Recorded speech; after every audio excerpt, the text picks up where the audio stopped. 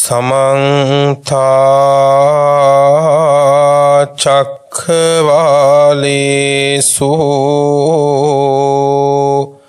अत्रा गच्छन्तु देवता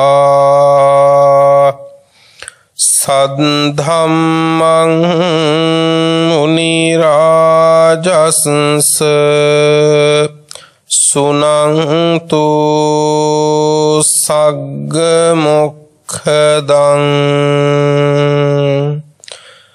धम्मश्रवण कालो अयं भदन्ता धम्मश्रवण कालो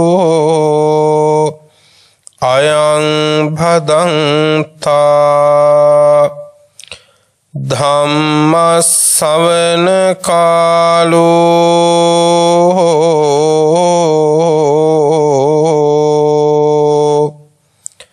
अयं भदन्ता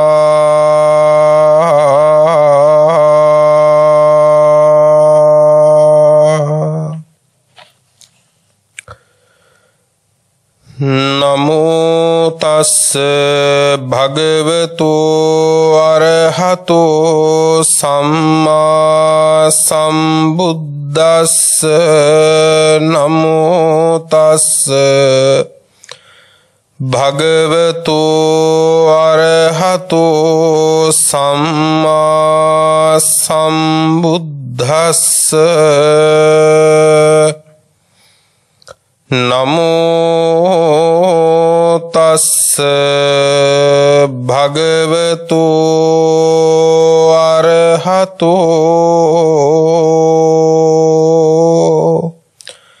सम्मा सम्बुद्धस्स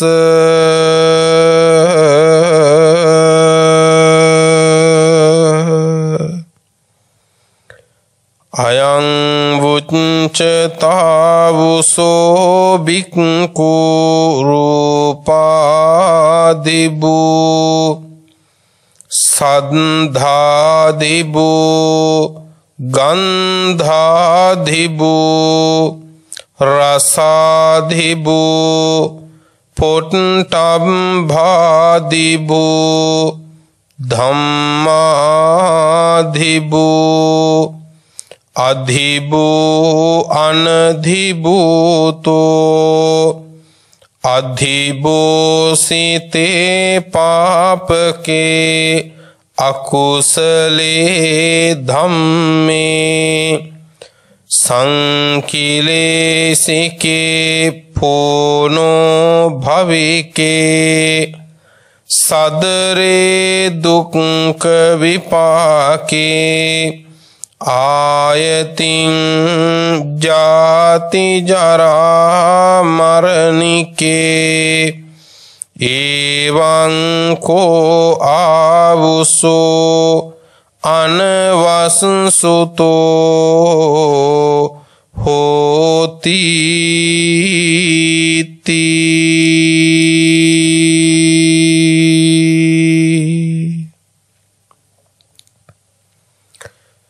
श्रद्धावंत पिन्नुतुनी बौद्ध रूपवाहिनी उससे विकासने किरण में पैट नियमित दायकत्व धर्मदेशनावයි पिन्වත් ඔබ ශ්‍රවණය කරන්නට සූදානම් වෙන්නේ. අද මේ උතුම් ධර්ම දේශනාවේ පින්වන්ත දායකත්වය ධර්මින් කටයුතු කරන්නේ අංක 7 මුරුගන් පෙදෙස කොළඹ 8 යන ලිපිනයෙහි පදිංචි පින්වත් W දයාරත්න මහත්මාණන් සහ චන්ද්‍රානී දයාරත්න මහත්මිය සමග දූ දරුවන් ඇතුළු පවුලේ පින්වත් ඥාති පිරිස විසින් පින්වත්නි මේ දුර්ලභ වූ අවස්ථාවේ ධර්මය මුල් කරගෙනමයි තමන්ට තමන් වෙනුවෙන් යමක් කරගන්නට පුළුවන්කම ලැබෙන්නේ. ඔබ ඔබේ ජීවිතයේ දිහා හොඳට හැරිලා බලන්න. මෙතෙක් ආපු ගමනේ ඔබේ ජීවිතය අනුන් වෙනුවෙන්ම දිය කරලා යවුවද? එයින් අදහස් කරන්නේ අනුන් වෙනුවෙන් පිහිටක් පිළිසරණක් වෙන්න එපා කියන එකම නෙමෙයි. නමුත් ඔබ විමසලා බලන්න ඔබ වෙනුවෙන් කොච්චර දෙයක් කරගෙන තියනවද කියලා. ඒකෙන් අදහස් කරන්නේ ගෙවල් දොරවල් හදාගන්න ඇති. හැබැයි ඔබට මේ ටික අරන් යන්න බැරි වෙනවා. ඔබ යාන වාහන ගන්න ඇති. හැබැයි ඔබට මේ ටික අරගෙන යන්න බැරි වෙනවා. ඒ වගේම ඒ වාහනයෙන් සසරෙන් ඉක්මලා යන්නත් ඒ වාහනෙන් බෑ. ඒ විතරක් නෙවෙයි ජීවිතේ අපේ අනෙක් අය වෙනුවෙන් ජීවිතේ කොච්චර වැය කළාද කොච්චර ගෙවලා දැම්මද අපිට පිහිටක් ඕන වෙලාවෙදි පින්නතුනේ ඒ අයගෙන් අපිට ඒක බලාපොරොත්තු වෙන්න බෑ. ඇයි? මේ ලෝකේ අන්ත කේනාදි පන්නස්ස නත්ති ඥාතිසු තානතා. ජීවිතේ කෙලවරට ගියපු කෙනාට වෙනත් කාගෙන්වත් පින්නතුනේ පිහිටක් පිළිසරණක් නැහැ. එහෙනම් දැන් ඔබ හිතලා බලන්න ඕන මේ ගෙවිච්ච කාල සීමාව ඇතුලේ ඔබ වෙනුවෙන් කරගත්තු දේවල් කොච්චරක්ද කියලා. එසේ කල්පනා කිරීමේදී සමහර විටකදී ඔබට දැනෙන්න පුළුවන් මම මගේ ජීවිතේ මං වෙනුවෙන් හුඟක් දේවල් කරගෙන තියෙනවා කියලා. තවත් කෙනෙකුට හිතෙන්න පුළුවන් බලපුවාම මම අනෙක් ඔක්කොම කරලා තියෙනවා හැබැයි මං වෙනුවෙන් කරගත්තු දෙයක් නැණි කියලා. ඔබ වෙනුවෙන් කරගත්තු දේවල් මදි කියලා හිතෙනවා නම් පසුතැවෙන්න එපා. විපිලිසර වෙන්නට එපා. ඔබට මේ මොහොත උදා වෙලා තියෙන්නේ අන්න ඒ ටික කරගන්න බව තේරුම් ගන්න. මේ මොහොත උදා වෙලා තියෙන ඒ ටික කරගන්න කියලා දැනගෙන වහවහ ඊළඟ හුස්මේ මරණය තියෙන්න පුළුවන්. ඊට කලින් ඒ පිහිට තමන් හදා ගන්නවා කියලා හිතාගෙන කල යුත්ත කරගන්න. ඔබට අනුකම්පා පිණිස. ආපහු හිතලා බලනකොට කෙනෙකුට හිතෙන්න පුළුවන් ඔව් මම මගේ ජීවිතේ මං වෙනුවෙන් හුඟක් දේවල් කරගෙන තියෙනවා කියලා. එහෙනම් දැන් ඇති කියලා හිතන්න එපා. දැන් සතුටු වෙන්න.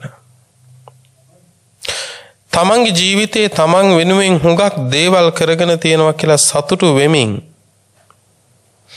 ඉතිරි කුසල් සම්පාදනය කරගන්න දැන් උත්සාහ අරගන්න. එය ආලෝකයක් කරගෙන ජවයක් ආරම්භ කරන්න.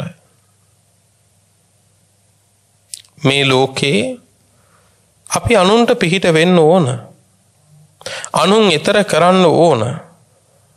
අනුන්ව ගොඩ දමන්නට ඕන.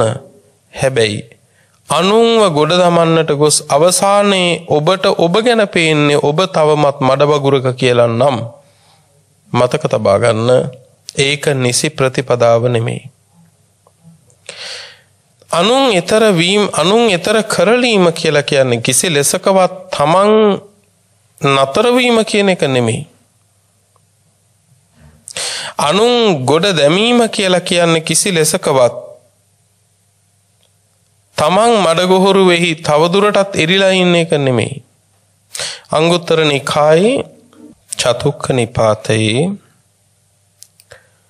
පින්වත්නි සූත්‍ර දේශනාවක් තිබෙනවා. මේ සූත්‍ර දේශනාවේ බුදුරජාණන් වහන්සේ පෙන්වනවා මේ ලෝකේ පුද්ගලයන් 4 දෙනෙක් පිළිබඳව. ඒ සූත්‍රයේදී බුදුරජාණන් වහන්සේ පෙන්වනවා චත්තාරෝ මේ භික්ඛවේ පුද්ගලා. මහණෙනි පුද්ගලයෝ 4 දෙනෙක් දකින්න ඉන්නවා. කෙනෙකුට හිතෙන්න පුළුවන් බුදුරජාණන් වහන්සේගේ ධර්මයේ මේ සත්ව පුද්ගල සංඥාවක් නැහැනේ. එතකොට පුද්ගලයෝ 4 දෙනෙක් කොහොමද ඉන්නේ කියලා. පින්වත්නි පරමාර්ථමය වශයෙන් බලනකොට සත්වයේ පුද්ගලයෙක් නැති බව ඇත්ත. එහෙත් මෙතන මේ පුද්ගල යන වචනේ යොදලා තියෙන පින්වත්නි පරමාර්ථාර්ථයෙන් නෙවෙයි සම්මුති ව්‍යවහාර මාත්‍රයේ පිණිස පමණයි. මහණෙනි පුද්ගලයෝ 4 දෙනෙක් ලෝකෙ දකින්න ඉන්නවා. පළවෙනිම පුද්ගලයා තමයි අත්තහිතාය පටිපන්නෝ නෝ පරහිතාය. තමන්ගේ යහපත පිණිස තමන්ගේ අර්ථය පිණිස තමන්ට වැඩ පිණිස පිළිපදින එහෙත් අනුන්ට වැඩ පිණිස අනුන්ට යහපත පිණිස අනුන්ට හිතසුව පිණිස පිළිපදින්නේ නැති කටයුතු කරන්නේ නැති අය ලෝකේ ඉන්නවා. ඒ තමයි පළවෙනි පුද්ගලයා. තමන් විතරයි අනුන් ගැන බලන්නේ. අනුන්ට මොනවා වුණත් කමක් නැහැ. තමන් රැකෙනවා නම්. දෙවෙනි පුද්ගලයෙක් ඉන්නවා පරහිතාය පටිපන්නෝ නෝ අත්තහිතාය. සමහර විටකදී හැමදේම අනුන් වෙනුවෙන්ම ජීවිතේ කැප කරලා වැය කරලා වියදම් කරලා හැබැයි අවසානයේ බලපුවම තමන් වෙනුවෙන් කරගත්තු දෙයක් නැහැ. අනුන් එගොඩ කරන්න ගිහිල්ලා හැබැයි තමන් එගොඩ වෙලා නැහැ. අනුන් ඈතර කරලා හැබැයි තමන් ඈතර වෙලා නැහැ. එහෙම පිටසක් ලෝකේ ඉන්නවා. තවත් පුද්ගලයෙක් ඉන්නවා නේව අත්තහිතායච පටිපන්නෝ පරහිතායච. තමන්ගේ යහපතක් ගැන තමන්ගේ හිත පිණිස පිළිපැදීමකුත් නැහැ. අනුන්ගේ යහපත හිත පිණිස පිළිපැදීමකුත් නැහැ. තවත් පිරිසක් ලෝකේ ඉන්නවා අත්තහිතායච පටිපන්නෝ පරහිතායච. තමන්ගේ යහපත තමන්ගේ අර්ථය තමන්ගේ හිතසුව සලසා ගන්නවා වගේම අනුන්ගේද යහපත අනුන්ගේද හිතසුව පිණිස පිළිපදින්නා වූ පිරිසක් ඉන්නවා කෙනෙක් ඉන්නවා. ඒ නිසා හොඳට තේරුම් ගන්න මේ පුද්ගලයන් 4 දෙනාගෙන් උත්තම පුරුෂයා බවට පත් වෙන්නේ තමන්ගේ දේ කරගෙන අනුන් ගැන නොහිතන කෙනත් නෙමෙයි. අනුන්ටම කරන්න ගිහිල්ලා අනුන් වෙනුවෙන්ම කරන්න ගිහලා තමන්ගේ පිළිසරණ හදාගන්නේ නැති කෙනත් නෙවෙයි. තමන්ටත් අනුන්ටත් දෙපිරිසටම නැති කෙනත් නෙමෙයි. මේ පුද්ගලයන් 4 දෙනාගෙන් උත්තම පුරුෂයා වෙන්නේ තමන්ගේද පිහිට පිළිසරණ හදා ගනිමින් අනුන්ටද පිහිට පිළිසරණ සලසන කෙනා. ඒ නිසා ඔබ අනුන් ඈතර කරන්න හැබැයි ඔබද ඈතර වෙන කෙනෙක් වෙන්න. අනුන්ට පිහිට වෙන්න ඒ වගේම ඔබ ඔබේ පිහිට හදා ගන්න. ඒ නිසා ජීවිතේ නිරන්තරව දිනක් කැරෙනකොට දිනක් ගෙවෙනකොට හිතලා බලන්න අද දවස ඇතුළත මම මගේ පිහිට පිළිස කොච්චර දේවල් කරගත්තද? මට මොනවද අද දවසේ කරගත්තේ? ටිකක් හිතලා බලන්න. ඒක හරි වටිනවා. ජීවිතේ පිළිබඳව තමන් පිළිබඳව ප්‍රත්‍යවේක්ෂාවක් තමන් පිළිබඳව සිහිනුවණින් මෙනෙහි කිරීමක්. එතකොට තමයි ජීවිතයක් සකසකන ධර්මයට අනුගතව පවත්වගෙන යන හරි පහසු. එනිසා ඔබට දෙයක් කරගන්න උවමනාවෙන් මේ ධර්ම කාරණා හොඳට ශ්‍රවණය කරන්න. සියලු දෙනාට උතුම් ධර්මාවබෝධයේ සුවසේ සිද්ධ වේවා කියන ප්‍රාර්ථනාවන් සිත තුළ තබාගෙන කවුරුත් ගෞරවයෙන් ධර්ම ශ්‍රවණය කරමු. පින්නතුනේ අද මාතෘකා කළ සූත්‍ර දේශනාව සූත්‍ර පිටකයේ සංයුත්ත නිකායට අයිති සූත්‍ර දේශනාවක්. සංයුත්ත නිකායේ සලායතන සංයුත්තේ කියලා සංයුත්තයක් තියෙනවා. සූත්‍ර එකතුවක්. ආයතන 6 පිළිබඳව ආයතන 6 කියලා කියන පින්නත්නි චක්කු සෝත ගාන ජීවහා කාය මන. ඇස කන නාසය දිව ශරීරය මනස. මේවට කියනවා ආයතන 6. මේවට තවත් කියනවා අභ්‍යන්තර ආයතන 6 කියලා. අභ්‍යන්තර ආයතන 6. ඊළඟට තවත් ආයතන 6ක් තියෙනවා පින්නතුනේ බාහිර ආයතන 6ක්. ඒ බාහිර ආයතන 6 කියලා කියන්නේ පින්වත්නි ඇහැට පේන්න තියෙන රූප. කනට අහන්න තියෙන ශබ්ද මේ විදිහට රූප, ශබ්ද, ගන්ධ, රස, ස්පර්ශ ධර්ම. මේවට කියන බාහිර ආයතන කියලා. එතකොට බාහිර ආයතන 6යි අභ්‍යන්තර ආයතන 6යි ඔක්කොම 12යි. ඒවට තමයි කියන්නේ ද්වාදස ආයතන කියලා. ද්වාදස ආයතන. එතකොට මෙන්න මේ කියන ඇස කන නාසය දිව ශරීරය මනස කියන මේ ආධ්‍යාත්මික ආයතන 6 මේ අභ්‍යන්තර ආයතන 6 පිළිබඳව දෙසූ දේශනාවන් තමයි පින්වත්නි සලායතන සංයුත්තය ඇතුළත් වෙලා තියෙන්නේ. ඒ සලායතන සංයුත්තය ඇතුලේ තවත් වර්ග කිරීම් කීපයක් තියෙනවා. ඒ වර්ග කිරීම් අතර එක වර්ගයක් පින්නතුනේ ආසි විස වර්ගය කියලා කියන්නේ. ආසි විස වර්ගය.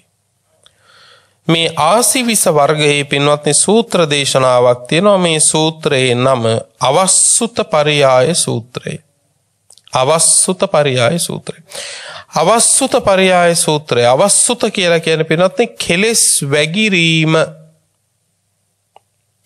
කෙලෙසුන්ගෙන් තෙත්වීම කියන අදහස තමයි අවස්සුත කියලා කියන්නේ. කෙලෙසුන්ගෙන් තෙත්වීම, කෙලෙස් වැගිරීම.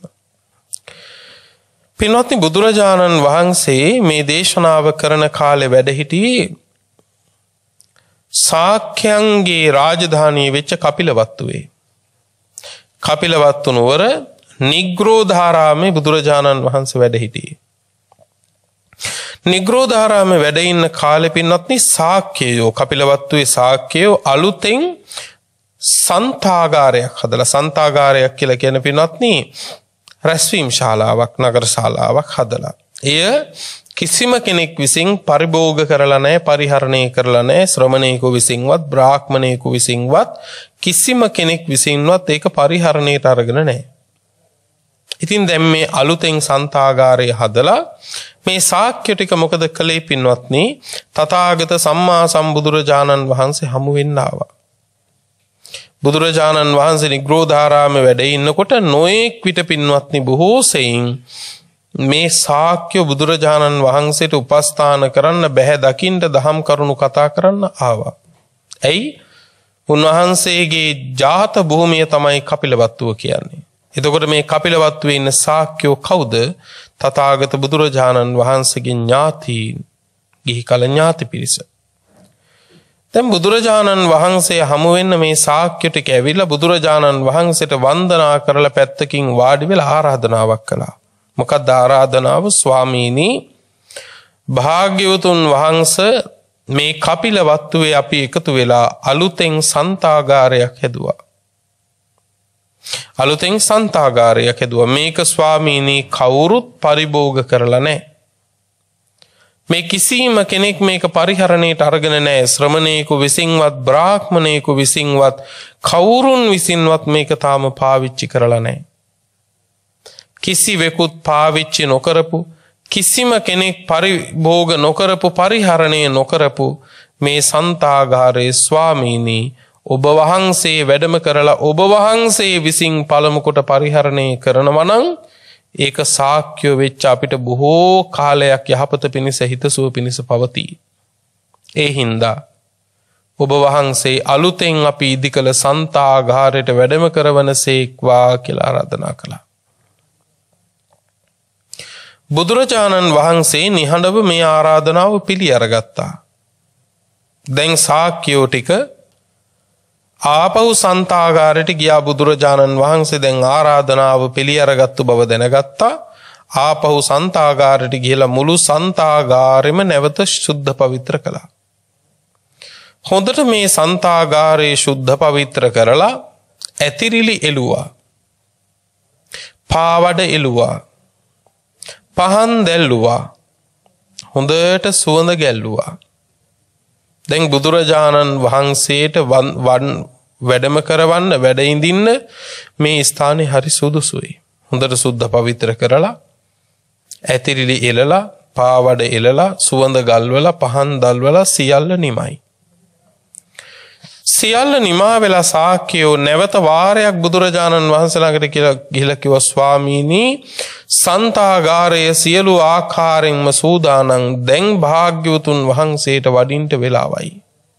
දැන් වඩින්ට වෙලාව. බලන්න පින්වත්නි දා අභිනවයෙන් හදාගත්තු සන්තාගාරය මේ සාමාන්‍යයි නෙවෙයි මේ ශාක්‍ය රජදරුවෝ. හැබැයි මේ ශාක්‍ය රජදරුවෝ හදාගත්තු සන්තාගාරයට මුලින්ම වැඩම කළේ කවුද? තථාගත බුදුරජාණන් වහන්සේ. එතකොට අදත් මේ සිරිත මේ චාරිත්‍රය මේ ක්‍රමය අපි අතර තියෙනවා. යමෙක් වාසස්ථානයක් ගෘහයක් ගෙදරක් හදාගත්තොත් ඉස්සර වෙලාම ගෙට ඇතුළු වෙන්නේ පින්නතොනේ තථාගත සම්මා සම්බුදුරජාණන් වහන්සේගේ බුද්ධ ප්‍රතිමා වහන්සේ නමක් කරා. උන්වහන්සේගේ ප්‍රතිමා වහන්සේ තමයි වැඩම කරවන්නේ. ඉන් පසුවයි ගෙදර අය පින්වත්නි ආගමානුකූලවත් පිළිවෙත් කරලා පින්වත්නි පරිහරණයට ගන්නේ. නමුත් අද පුංචි ගැටලුවක් තියෙනවා. ඒ ගැටලුව තමයි එදා බුදුරජාණන් වහන්සේ වැඩම කරවගත්තා. අද බොහෝ දෙනෙක් අලුතෙන් හදපු නිවසට බුදුරජාණන් වහන්සේ වැඩම කරවගන්නවා නෙමෙයි බුදු පිළිමයක් අරන් එනවා කියන තැනට විතරක් සීමා වෙලා. ඉතින් මේකේ වෙනස මොකක්ද කියලා ඔබට හිතෙයි. ඔබ ඔබෙන් අහලා බලන්න ඔබේ ගෙදර බුදු පිළිමයක් තියනවද? එසේත් නැත්නම් ඔබේ ගෙදර තථාගත බුදුරජාණන් වහන්සේ වැඩ ඉන්නවද කියලා. ඔබ ඔබෙන් අහලා බලන්න හිතලා බලන්න ඔබේ ගෙදර බුදු පිළිමයක් තියනවද? එසේත් නැත්නම් ඔබේ ගෙදර බුදුරජාණන් වහන්සේ වැඩ ඉන්නවද? බුදුරජාණන් වහන්සේ ඔබේ ගෙදර වැඩ ඉන්නවා කියලා ඔබට හිතක් තියෙනවා නම් ඔබේ ගෙදර පින්වත්නි මොන තරම්නම් සිත් නිවන තනක් විය යුතුද? ස්වභාවයෙන්ම පින්වත්නි ඔබේ ගෙදර පින්වත්නි ජේතවනාරාමයක් වෙනවනේ. ඒ නිසා දැන් කෙනෙකුට හිතෙන්න පුළුවන් ඉතින් අද වෙනකොට බුදුරජාණන් වහන්සේ ජීවමානව නැණේ කියලා. උන්වහන්සේ ජීවමානව නැති වුණාට උන්වහන්සේගේ ප්‍රතිමා වහන්සේ තුලින් ඔබට ජීවමාන බුදුරජාණන් වහන්සේ දකින්න පුළුවන් නම් ඔබ තුල බුදුරජාණන් වහන්සේ ජීවමානයි. ඒ නිසා මෙතනදී පින්වත්නි අපි වටහා ගන්න අපි දකින්නා වූ ක්‍රමයයි වැදගත් වෙන්නේ. ඒ නිසා අපි උත්සාහවන්ත වෙමු ගෙදර බුදු පිළිමයක් තියෙනවා වෙනුවට ගෙදර බුදුරජාණන් වහන්සේ වඩා හිඳුවා ගන්න. ඉතින් දැන් සන්තාගාරයට බුදුරජාණන් වහන්සේ වැඩම කරලා වැඩ හිටියා. බොහෝ භික්ෂූන් වහන්සේලාත් වැඩම කළා පින්වත්නි. එදා බුදුරජාණන් වහන්සේ සන්ධ්‍යාවේ මේ ශාක්‍ය රජදරුවන්ට පින්නතුනේ දීර්ඝ වේලාවක් ධර්ම දේශනා කළා. රාත්‍රිය එළමෙනකම්ම පින්වත්නි රාත්‍රියේත් සෑහෙන වේලාවක් ගත වෙනකම් බුදුරජාණන් වහන්සේ බොහෝ වේලාවක් ශාක්‍ය රජදරුවන්ට බණ කිව්වා. දහම් කරුණු දේශනා කළා. දහම් කරුණු විස්තර කරලා දුන්නා. දේශනාව සියල්ල නිමා වෙලා බුදුරජාණන් වහන්සේ වදාලා රජදරුවනි එහෙමනම් පිටත් වෙන්නට කාලය කියලා හිතෙනවා නම් දැන් නුඹලා පිටත් වෙන්න කිව්වා. දැන් නුඹලා පිටත් වෙන්න. හොඳයි ස්වාමීනි කියලා බුදුරජාණන් වහන්සේට වන්දනා කරලා ශාක්‍ය රජදරුවෝ නැගිටලා පිටත් වුණා. ඔන්න වටින ගුණයක්. බුදුරජාණන් වහන්සේගෙන් අවසර ලැබුණාට පස්සේ තමයි ඒ ශාක්‍ය රජදරුවෝ නැගිටලා ගියේ රජවරු වුණාට. ඒක තමයි ශාස්ත්‍රෝ ගෞරවය. ඒක තමයි ධර්ම ගෞරවය. එදා රජදරුවෝ එහෙම වුණාට අද ඇතැම් විටකදී පින්නතුනේ ධර්ම දේශනා කරන අතරතුරත් ඒ අය නොඑක් ස්වල්ප වූ ලාමක වූ වැඩවලට නැගිටලා යනවා. සමහර කෙනෙක් අතර මගින් නැගිටලා පින්වත්නි සියල්ලන්ගේ අවධානය සිඳගෙන බිඳගෙන පින්වත්නි පිට වෙලා යනවා. නොඑක් පලිබෝධ අද ධර්ම දේශනාව ඇතුළට ඇවිල්ලා පින්වත්නි ධර්ම ශාලාව ඇතුළට ඇවිල්ලා පින්වත්නි අපේ අවධානයත් බණ අහන බොහෝ දෙනෙකුගේ අවධානයත් විනාශ කරලා දානවා. මේවා ධර්මයට කරන ගෞරවයක් නෙවෙයි පින්වත්නි, ධර්මයට කරන බරපතල වූ අගෞරවයක්. ධර්මයට බලවත් අගෞරව කළාට පස්සේ ඒ පුද්ගලයාට පුළුවන් වෙයිද ඒ ධර්මයෙන් මාපහු පිළිසරණක් හදාගන්න? ධර්මයට නිගරු කළාට පස්සේ ධර්මයේ කෙරෙහි ගෞරව පැවතුම් ඇති කරගත්තේ නැති වුණාට පස්සේ ඒ ධර්මයේ තුලින් පිළිසරණක් හදාගන්න මේ මනුස්සයට ආයි පුළුවන් වෙයිද? ඒ නිසා මේ පුංචි දේවල් ගැන ලොකුවට හිතලා බලන්න.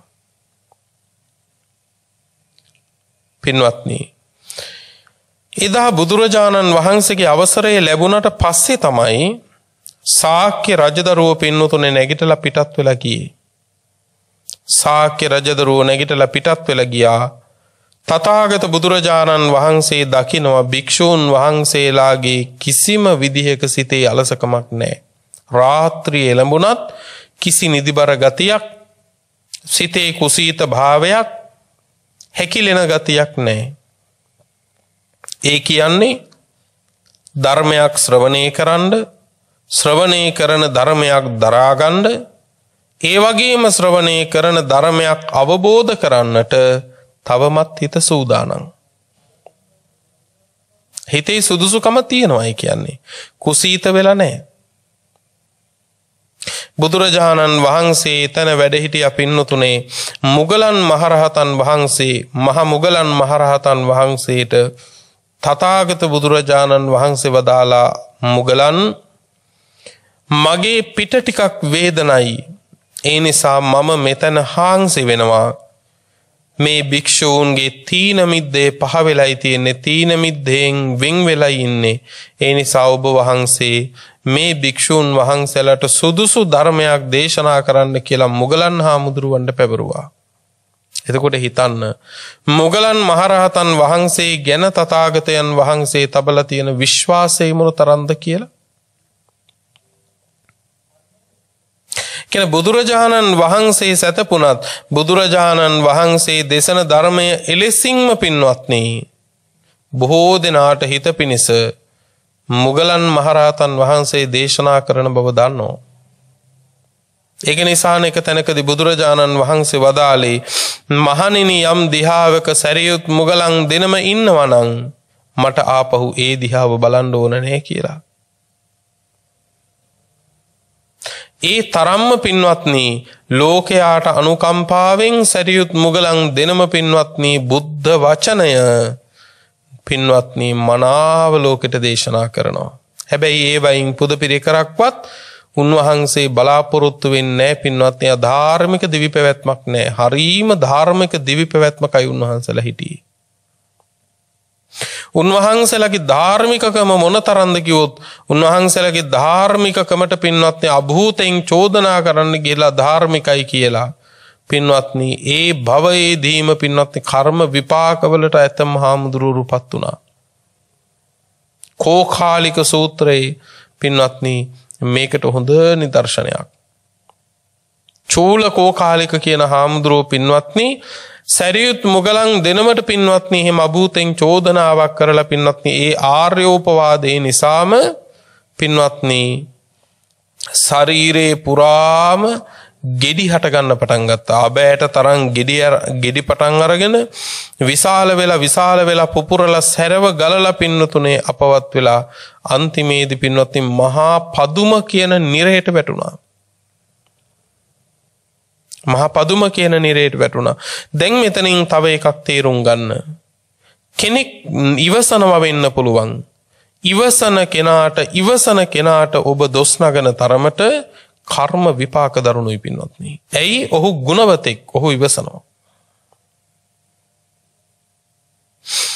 ගුණ සම්පත්තිය අධික වෙන්න පින්වත්නි ඒ ගුණ සම්පත්තිය හැම වෙලාවෙම බාහිරට පෙනෙන එකක් නොවෙන්න පුළුවන්. මොන තරම් මහ කන්දක් තරම් ගුණ ඇතුළාන්තේ දරාගෙන ඉන්නවද කියලා පින්වත්නි අපි දන්නේ නැහනේ. පින්වත්නි එහෙම එවන් උත්තමයෙකුට යම් උපවාදයක් යම් පීඩා කිරීමක් කළොත් එහෙම එකේ විපාක අතිශයින් දරුණුයි පින්වත්නි. අතිශයින් දරුණුයි. ඉතින් ඒ නිසා ඒ තරම් ගුණ ඇති උත්තමයන් කෙරෙහි පිළිපදිද්දි කටයුතු කරද්දී හොඳට පින්වත්නි වචනයත් කායික පැවැත්මත් විතරක් නෙවෙයි සිතිවිලි මාත්‍රයේ පවා පින්නතුනේ හොඳට පරිස්සම් කරගන්න. හොඳට පරිස්සම් කරගන්න. ඉතින් පින්වත්නි මුගලන් මහරහතන් වහන්සේ සරියුත් මහරහතන් වහන්සේ කියන ඒ තරම් ගුණ සම්පන්න උතුමන් වහන්සේලා. බුදුරජාණන් වහන්සේ වදාලා මුගලන් ධර්මයේ දේශනා කරන්න කිව්වා. කියලා බුදුරජාණන් වහන්සේ මදක් හාන්සි වුණා.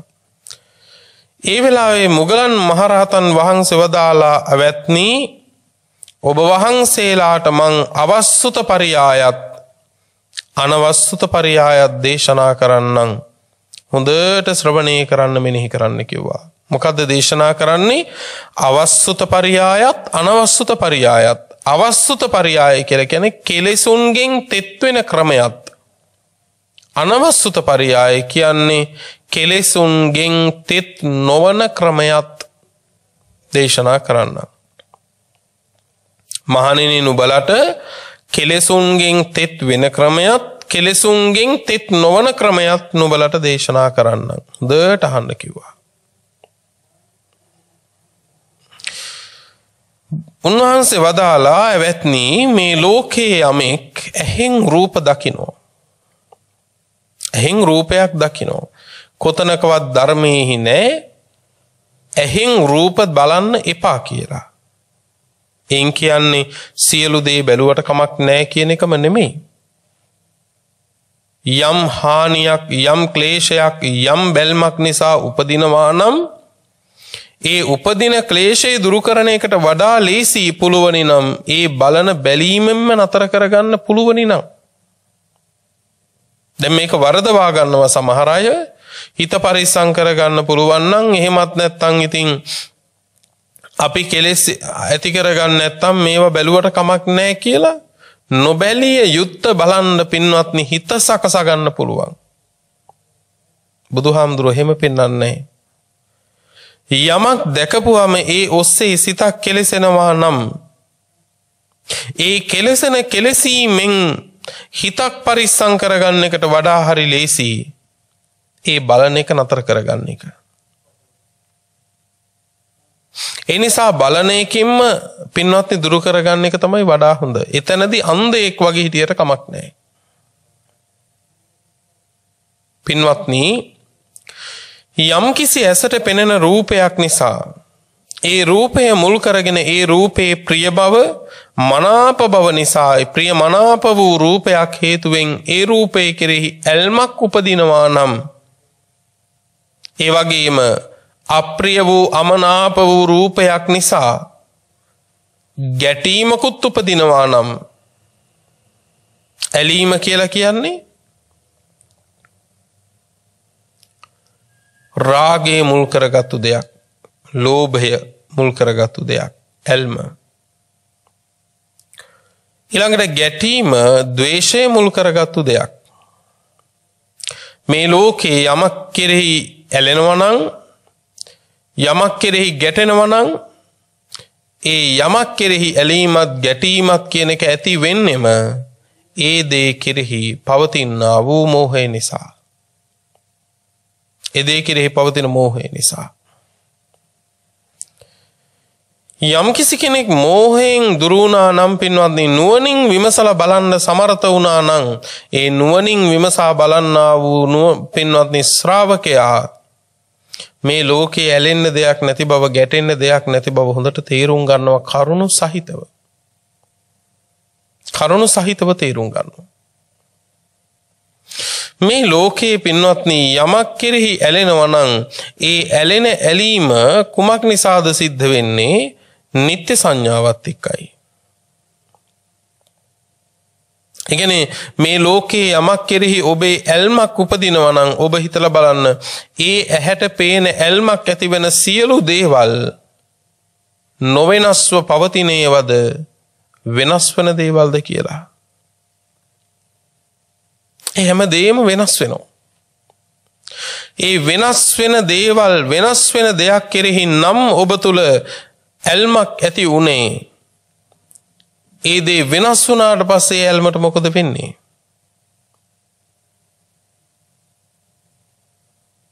ඒ ඇල්ම ඇති උනේ යම් වෙලාවක රූපයකට නම් පින්වත්නි ඒ රූපය එතන ඉඳන් සිද්ධ වෙන්නේ වෙනස් වෙන එක. එහෙනම් ඒ ඇලිච්ච එක මොන තරම්නම් මුලාවක්ද? යමක් කෙරෙහි ගැටෙනවා නම් යමෙක් කෙරෙහි ගැටෙනවා නම් පින්වත්නි ඒ ගැටෙන පුද්ගලයා හරි ගැටෙන දේ හරි ගැටෙන රූපය හරි පවතින එකක්ද නොපවතින එකක්ද? පින්වත්නි නොපවතින එකක්. වෙනස් වෙන එකක්මයි. එහෙනම් වෙනස් වෙලා යන දේවල් ගැන යමෙකුට ද්වේෂයක් ඇති වෙනවා නම් පින්වත්නි ඒක මොන තරම්නම් මුලාවක්ද? ඒක මොන තරම් මුලාවදයි? වෙනස් වෙන දෙයක් මුල් කරගෙනයි මේ ද්වේෂය හදාගෙන ඉන්නේ. ඒක වෙනස් වෙලා යනවා. දැන් උදාහරණයකට හමාගෙන එන හුලඟක් පින්වත්නි හමාගෙන එනකොට ඒ කෙරෙහි ඇල්මක් ඇති කරගන්නවා නම් පින්වත්නි ඒක මොන තරම්නම් ලාමකද? ඇයි? ඒ හුලඟ හමාගෙන යනවා. සුළඟක් කියලා කියන්නේ මොකක්ද කියලා ඇහුවොත් හුලඟක් කියලා කියන්නේ ඇත්තටම පින්නතුනේ එක තැන තියෙන එකක් නෙවෙයි හමාගෙන යන දෙයක්. යමක් හමාගෙන යන්නේ නැත්තම් පින්නත් එතන හුලඟක් නැහැ. එහෙනම් හුලඟ කියන්නේ වෙන දෙයක් නෙවෙයි. හුලඟ කියලා තියෙන දෙයක් නෙවෙයි. හුලඟ කියන්නේ ඇත්තටම හමාගෙන යෑමක්. එතකොට ඒ හුලඟක් ගැන පින්වත්නි ඒ සුළං රැල්ලක් ගැන ද්වේෂයක් ඇති වෙනවා නම් ගැටීමක් උපදිනවා නම් ඒකත් මොනතරම්නම් ලාමකද? ඇයි පින්වත්නි ඒ හුලං රැල්ල ඒ විදිහටම පින්වත්නි මොහොතක් හෝ තප්පරයක් හෝ නතර වෙන්නේ නැතුව ඒ විදිහටම හමාගෙන යනවා. සුළඟ හමාගෙන ගිහිල්ලා ඉවරයි. එහෙත් ඒ සුළඟ කෙරෙහි ඇතිවෙච්ච යම් ඇල්මක් තියෙනවා නම් ඒ ඇල්ම ඒ හුළඟ ගියපු තරමටම වේගයෙන් හිතෙන් පහ වෙලා යන්නේ නැහැ. හමාගෙන එන සුළඟක් කෙරෙහි ගැටීමක් ඇති වුණා නම් සුළඟ හමාගෙන ගියපු වේගයෙන්ම හිතට ඇතිවෙච්ච ගැටීම දුරු වෙලා යන්නේ නැහැ. ඒක හොඳට තේරුම් ගන්න. සමහර දේවල් වල අපි ඇලුනා. ඒ ඇලිච්ච දේවල් නැති වෙලත් ඉවරයි. එහෙත් ඇල්ම අපිට දුරු කරගන්න අමාරුවෙන් තාම පීඩා විඳිනවා. සමහර දේවල් පිළිබඳව අපිට ඇති වුණා ගැටීමක්. ඒ ගැටීම ඇති වෙච්ච දේවල් සහ ඇති වෙච්ච අය නැති වෙලත් ඉවරයි. හැබැයි ඒ ඇති වෙච්ච ගැටීම තාම තියෙන බව ඔබට දැනෙයි. දැන් ඔබට ලොකු වීරියක් කරන්න වෙනවා බණ අහා පින්වත්නි භාවනාව ආරම්භමින් ලොකු වීරියක් කරන්න වෙනවා පින්වත්නි වෙනස් වෙන දෙයක් පිළිබඳව ඇති කරගත්ත ඇලීමක් දුරු කරගන්න. වෙනස් වෙලා ගියපු විනාශ වෙලා ගියපු දෙයක් කෙරෙහි ඇති කරගත්තු ද්වේෂයක් දුරු කරගන්න. එතකොට බලන්න පින්වත්නි කොච්චරනම් පින්වත්නි අපි අගාධයකට වැටිලාද කියලා හමාගෙන ගියපු හුළඟත් එක්කම ඒ හුළඟ එලෙසම හමාගෙන යන්න ඉඩ දීලා අපි හිත නිදහස් කරගත්තා නම් හුළඟක් හැමුවා කියන කාරණේට විතරක් සීමා වෙලා අද ඔබට මට අමුතුවෙන් දුරු කරන්න මේ සම්බන්ධ වැලීමක් හෝ ගැටීමක් නැහැ. මේ කියන්නේ සුළඟ ගැන පමණක් නෙමෙයි මේ කියන්නේ හැට පේන රූපේ කනට හෙන සද්දය නාසයට දැනෙන ගඳ සුවඳ මේ හැම එකක්ම ගැන. ඒක තමයි කිව්වේ දිත්තේ දිත්තමත්තං භවිස්සති. සුතේ සුතමත්තං භවිස්සති. දැක්කොත් දැක්ක පමණයි. ඇසුවොත් ඇසුව පමණයි. ශබ්දයක් පමණයි. රූපයක් පමණයි. ඒ අල්ලගෙන නඩත්තු කරන්නේ නැහැ පින්වත්නි. ඒ අල්ලගෙන නඩත්තු කරන්නේ. දැන් හොඳට කල්පනා කරලා බලන්න එතකොට ඇහෙන් රූපයක් දැකලා යම් කිසි කෙනෙක් පින්වත්නි ඇලීමක් හදා ගන්නවා නම් ගැටීමක් හදා ගන්නවා නම් ඒ ඇලීම් ගැටීම් දෙකම හදාගන්නේ මොකක් නිසාද? හරියට මෝහය දුරු වෙලා නැති නිසා. මෝහය නිසා. ඒ මෝහය දුරු කිරීමට බුදුහාරව දාලා එයාගේ කායගත සතිය වැඩිලා නැහැ. ඒකයි. ඒ කායගත සතිය පරිත්තයි කියන්නේ පටුයි. මේ කායගත සතිය හරියට වැඩුණා නම් පින්වත්නි අවසානයේ තේරුම් ගන්නවා මම කියලා කෙනෙකුත් නැත. එසේනම් ඇලෙන්නේ කවුද? ඇලෙන්නේ කවුරු කෙරෙහිද? ඇලෙන කෙනාත් පින්වත්නි කුණප කොට්ඨාස ගොඩක් හැටියට දකින්න පුළුවන් නම් ඒ රූපයක් වශයෙන් දකින්න කෙනාවත් කුණප කොට්ඨාස වශයෙන් දකින්න පුළුවන් නම් එතනත් මෙතනත් කුණු ගොඩවල් ටිකක් විතරයි. ඇලීමක් කොතනද හටගන්නේ? එකයි කිව්වේ මේ කායගත සතිය වැඩුණේ නැති වුණාම පින්වත්නි ඇලෙනවා ගැටෙනවා. යමෙක් කෙරෙහි ගැටීමක් නම් උපදින්නේ ඒ ගැටීම පින්වත්නි දකින්න පුළුවන්නේ කොහොමද? මේ ගැටෙන්නේ කවුද? මම කියන්නේ අසුචි කුණප කොට්ටාස ගොඩක්. ඒ මට බැන්නෙත් කවුද? කුණප කොට්ටාස ගොඩක්. දැන් පින්වත්නි එතන ද්වේෂය දුර වෙනවා. ඇයි? පින්වත්නි කායගත සතිය මනාව වැඩෙනකොට පින්වත්නි තේරෙනවා මෙතන තියෙන්නේ මොන තරම්නම් නිස්සාර දෙයක්ද, සත්වේ පුද්ගලයෙක් නැහැ කියලා. එහෙනම් ඇහෙන් රූප දැකලා පින්වත්නි ඇහෙන් රූපයක් දැක්කම අර මෝහය දුරු කරගෙන පින්වත්නි ඇලීම් ගැටීම් නූපදින පරිද්දෙන් කටයුතු කරන්න බැරි නම් ඒ හේතුවෙන් ඇලීම ගැටීම හට ගන්නවා නම් එසේ ඇලීම් ගැටීම් දෙක හට ගැනීම මොකද්ද? කෙලෙසුන්ගෙන් තෙත්වීමයි. කෙලෙසුන්ගෙන් තෙත්වීම. එතකොට කායගත සතිය වැඩෙන්නා වූ තැන පින්වත්නි ඇලීම් ගැටීම් දුරු වෙනවා. ඉද බික්කවේ බික්කු කායේ කායානුපස්සී විහෙරති ආතාපි සම්පජානෝ සතිමා විනේය ලෝකේ අවිජ්ජා දෝමනස්සං. සතිපට්ඨාන සූත්‍රය විස්තර කරන්නේ. කයෙහි කයානුව බලමින් වාසය කරනවා. සතිමා ආතාපි කෙලෙස් තවන වීරයෙන් යුක්තව, සම්පජානෝ නෝනින් යුක්තව, සතිමා සිහියෙන් යුක්තව, විනේය ලෝකේ අවිජ්ජා දෝමනස්සං. ඇලීම් ගැටීම් දෙක දුරු කරමින්, ඇලීම් ගැටීම් දෙක ප්‍රහාණය කරමින්, ඇලීම් ගැටීම් දෙක හික්මවමින් වාසය කරනවා. කරන්න තියෙන්නේ ඕක. මොකද්ද? ඇහැට රූප පෙනෙනවා. ඇලීම් ගැටීම් වලින් තොරව පින්වත්නි සිත පවත්වනවා. යමෙකුගේ කනට ශබ්ද අහන්න ලැබෙනවා. ඇලීම් ගැටීම් වලින් තොරව ඒ ශබ්දය අහනවා. එතකොට ඒ ශබ්දය පිළිබඳව ඇලීමක් නැහැ. ඒ ශබ්දය පිළිබඳව ගැටීමක් නැහැ. එහෙනම් ඒ ඇසූ ශබ්දයත් හමාගෙන ගියපු හුළඟක් වගේමයි. ඇයි? කිසි තැනක රැඳිලා නැහැ. ඔබට ශබ්ද ඇහුණා. හැබැයි ඒ ඇසුණු දේවල් සිතේ නැහැ. ඇසුණු දේවල් සිතේ නැහැ. නාසයට ගඳ සුවඳ දැනුණා. හැබැයි ඇලීම් ගැටීම් උපද්දවන්න නැතුව ඉන්න පුළුවන් නම් ඒ වෙලාවට දැනෙන සුවඳ එලෙසින් විඳලා එතනම අතාරිනවා. එතන අතහැරනවා. යම් සුවඳක් ඇලීමෙන් අල්ලගන්නව නම් පින්වත්නි එහි තිබෙන ඒ වගේම වෙනත් සුවඳක් අලුතෙන් අපිට විඳින්න බෑ. මම මේ කියන්නේ ඕනම දෙයක් මේක තමයි හොඳම දේ කියලා ගත්තොත්, මේක තමයි මං කැමතිම දේ කියලා ගත්තොත් ඊට වඩා හොඳ හුඟක් දේවල් ඔබට අත්හැරෙයි, මගහැරෙයි. ඒ නිසා මැද ඉන්න. ඇලෙන්නත් එපා, ගැටෙන්නත් එපා. ලෝකයේ ඒ දේවල් පරිහරණය කරලා හුලඟක් හමාගෙන ගියා වගේ අත්හැරෙන්න ඉඩ දෙන්න. ඉතින් මොගලන් හාමුදුරුවෝ වදාලා රූප ශබ්ද ගන්ධ රස ස්පර්ශ කියලා, ඒ වගේම ධර්ම කියලා මේ ඇස කන නාසය දිව ශරීරයේ මනස කියන ඉන්ද්‍රිය පහටම ගෝචර වන්නා වූ ගෝචර වස්තුන් ඒ වෙලාවේදී ඒ ගෝචර වස්තුන් නිසා ඇල්මක් උපද්දවනවා නම් යමෙක් ගැටීමක් උපද්දවනවා නම් අන්න ඒක තමයි උන්වහන්සේ පෙන්වුවේ කෙලෙසුන්ගෙන් තෙත්වීම. ඒ ශ්‍රාවකයා කායගත සතිය මනාව වඩලා නැහැ. ඒ ශ්‍රාවකයා චේතෝ විමුක්තිය ප්‍රඥා විමුක්තිය දන්නේ නැහැ.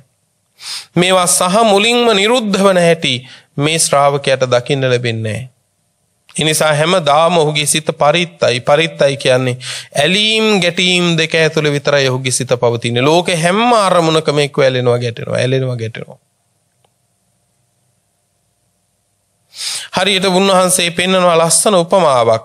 එවත්නි යම් කිසි ගයක් තියෙනවා බට වලින් හදපු තනකොළ ආදිය හෙවිල්ලපු.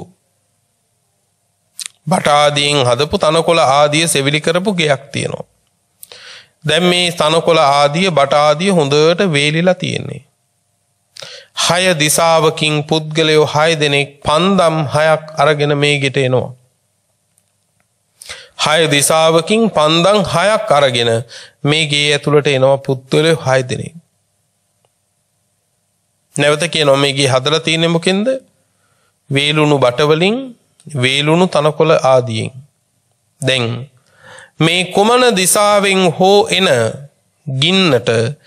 ගින්න ඉඩක් අවකාශයක් ලබනවද නැද්ද? මේගේ පුච්චලා දාන්න මේගේ දවලා දාන්න අවකාශයක් ලබනවා. ඇයි? ඒගේ හදලා තියෙන්නේ බට වලින් තනකොළ වලින්. ඒ නිසා කුමන දිසාවෙන් ආපු ගින්නකට හරි මේගේ දවන්න පුළුවන්. අන්න ඒ වගේ තමයි මතක තබා ගන්න. පින්වත්නි, ඒ 6 දිසාවෙන් ආපු පන්දම් 6 හරියට රූප, ශබ්ද, ගන්ධ, රස, ස්පර්ශ, ධර්ම කියන මේ බාහිර ආයතන 6 වගේ. එතකොට ඇහෙන් යම් කිසි රූපයක් එනවා නම් කෙලෙස් මාරයට පින්වත්නි ඔන්න ඒකිනුත් අල්ලන්න පුළුවන් අපිව. හරියට අර ගේ දවලා දැම්මා වගේ. ඇසට පෙනෙන රූපය ඔස්සේ ඇලීම් ගැටීම් වඩන්නා වූ යමෙක් වෙත්නම් ඔන්න කෙලෙස් මාරයට පින්වත්නි ඇස මුල් කරගෙනත් පින්වත්නි අපිව දවන්න පුළුවන්. කනට ඇහෙන සද්දයක් වේ නම් ඒ කනට ඇහෙන ශබ්දය ඔස්සේ පින්වත්නි ඇලීම් ගැටීම් යම් ශ්‍රාවකෙක් වඩනවා නම් ඒ ඔස්සේත් ක්ලේශ මාරයට පින්වත්නි අපිව විනාශ කරන්න පුළුවන්. මේ විදිහට ඒ ඉන්ද්‍රියයන්ට ඒ ආයතනයන්ගෙන් ගොදුරු වෙන අරමුණක් පාසා ඇලීම් ගැටීම් වඩමින් පින්වත්නි අපේ කුසල්ලිත විනාශ කරන්න පුළුවන් ක්ලේශ මාරයට. මේ කෙලසුන්ගෙන් තෙත් වෙන ක්‍රමය මේ. හැබැයි යම් වෙලාවකදී පින්වත්නි යම් ගයක් තියෙනවා තෙත මැටි වලින් හදපු. දැන් 6 දිසාවෙන් පන්දම් 6ක් අරගෙන පුද්ගලයෝ 6 දෙනෙක් ආවට මේ ගින්න ඉඩක් අවකාශයක් ලබනවද? මේගේ දවන්න ඉඩක් ලබන්නේ නැහැ. අන්න ඒ වගේ ඇසට රූප පෙනෙයි, කනට ශබ්ද ඇහෙනවා, නාසයට ගඳ සුවඳ දැනෙනවා, ආහාරවල රස දැනෙනවා. මේ හැම අරමුණක්ම මතක තබා ගන්න අර තෙත මැට්ටෙන් හදපු ගෙදරක් ගින්නට දවන්න බෑ වගේ පින්වත්නි. ඇලීම් ගැටීම් උපද්දවන්න නැතුව ඉන්න ඇහැට පේන රූප ගැන කනට ඇහෙන ශබ්ද ගැන ඇලීම් ගැටීම් හදන්න නැතුව ඉන්න පින්වත්නි එවිට ක්ලේශ මාරය ඉඩක් ලබන්නේ නැහැ. ඉඩක් ලබන්නේ නැහැ. ක්ලේශ මාරයට ඉඩක් අවකාශයක් ඔබ ලබා දෙන්නේ නැහැ එතකොට. හැබැයි යම් රූපයක් යම් ශබ්දයක් නිසා ඇලීම් ගැටීම් වඩනවා නම් උපද්දවනවා නම් ඔබ මතක තියාගන්න ඔබ කෙලෙස් මාරයට ඉඩ හදන කෙනෙක්. ඉඩ හදන කෙනෙක්. ඒ නිසා විනය්‍ය ලෝකේ අවිජ්ජා දෝමනස්සං ඇලීම් ගැටීම් දෙක දුරු කරමින් වාසය කරන්න ඕන පින්වත්නි. රූපය විසින් අපිව යට නොකරන්නට, ශබ්දය විසින් අපිව යට නොකරන්නට, ඇස විසින් අපිව යට නොකරන්නට, කන විසින් අපිව යට නොකරන්නට, නාසය විසින් අපිව යට නොකරන්නට, දිව විසින් අපිව යට නොකරන්නට, ශරීරයෙන් අපිව යට නොකරන්නට, මනසින් අපිව යට නොකරන්නට අපි උත්සාහවන්ත වෙන්න ඕන. එහෙනම් ඇසෙන් අපිව මැඩ පවත්වනවා වෙනුවට අප විසින් ඇස මැඩ පැවැත්විය යුතුයි. කනෙන් අපව මැඩ පවත්වනවා වෙනුවට දැන් අප විසින් කන මැඩ පැවැත්විය යුතුයි. නාසයෙන් අපව මැඩ පවත්වනවා වෙනුවට දැන් අප විසින් නාසය මැඩ පැවැත්විය යුතුයි. දිවෙන් අපව මැඩ පවත්වනවා වෙනුවට අප විසින් දැන් දිව මැඩ පැවැත්විය යුතුයි. ශරීරයෙන් අපිව මැඩ පවත්වනවා වෙනුවට දැන් අප විසින් ශරීරය මැඩ පැවැත්විය යුතුයි දැන්. සිතෙන් අපිව මැඩ පවත්වනවා වෙනුවට දැන් අප විසින් සිත මැඩ පැවැත්විය යුතුයි දැන්. මෙතෙක් කාලයක් ඉන්ද්‍රියයන් විසින් අවයවයන් මගින් අපිව මැඩ පැවැත්තුවා. මේ ධර්ම මාවතේ කෙලෙසුන්ගෙන් තෙත් නොවී යන ක්‍රමය කියන්නේ වෙන මොකුත් නෙවෙයි. ඒ ආයතනයන් තමන් විසින් මැඩ පවත්වාගෙන කටයුතු කිරීමයි. ඒ මැඩ පැවැත්වීම කියන්නේ ඇසෙන් රූප නොබැලීමවත් කනෙන් ශබ්ද නොඇසීමවත් නෙවෙයි. ඇසෙන් රූප බලනවා ඇලීම් ගැටීම් දෙකට ඉඩ හදන්න නැතිව ඉන්නවා. කනෙන් ශබ්ද අහනවා ඇලීම් ගැටීම් දෙකට අවකාශ හදන්න නැතිව ඉන්නවා. නාසයෙන් ගඳ සුවඳ බලනවා ඇලීම් ගැටීම් දෙකට ඉඩ හදන්න නැතිව ඉන්නවා. පින්වත්නි මෙන්න මේක තමයි කෙලෙසුන්ගෙන් තෙත් වෙන ක්‍රමයක්. කෙලෙසුන්ගෙන් තෙත් නොවන ක්‍රමයක් වෙන්නේ.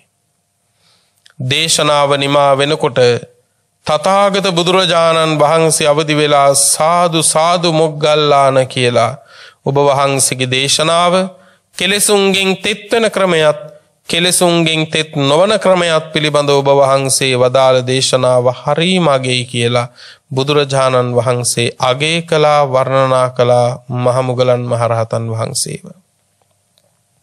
ඒ නිසා පින්වත් සියල්ලෝ ඇලීම් ගැටීම් දුරු කරමින් වාසය කරන්න දැන් වහා සිහිනුවණින් වීරිය කරන්න. හැම දිනාටම උතුම් නිවන පිණිස මේ දේශනාව උපකාර වේවායි ප්‍රාර්ථනා කරමින් දේශනාව නිමාවට පත් කරනවා.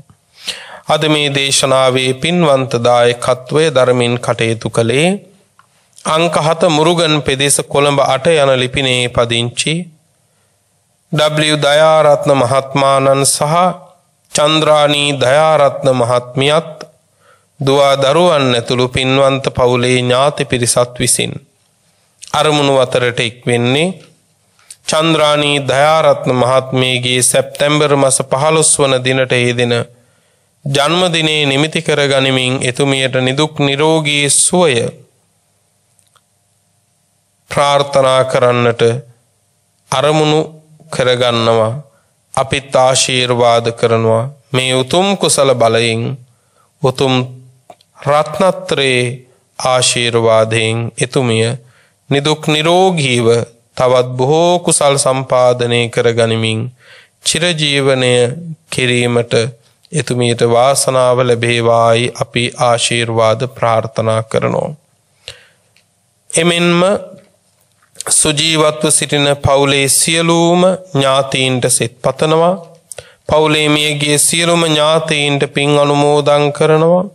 අපවත් වී වදාළ පරම පූජනීය දරණාගම කුසල ධම්මනායක මාහිමිපාණන් වහන්සේටත් උතුම් නිවන් සුව ප්‍රාර්ථනා කරනවා වගේම වත්මන් සභාපති ගෞරවනීය අපේ බොරලන්දේ වජිරඥාන ස්වාමීන්ද්‍රයාණන් වහන්සේ ප්‍රධාන කාර්ය මණ්ඩලයටත් ආශිර්වාද ප්‍රාර්ථනා කරන්නට බලාපොරොත්තු වෙනවා. කොවිඩ් වසංගතයෙන් මියගිය හැම දිනාට පින්පෙත් අනුමෝදන් කරනවා. රෝගීව සිටින සියලු දිනාට නිරෝගී සුව ප්‍රාර්ථනා කරනවා.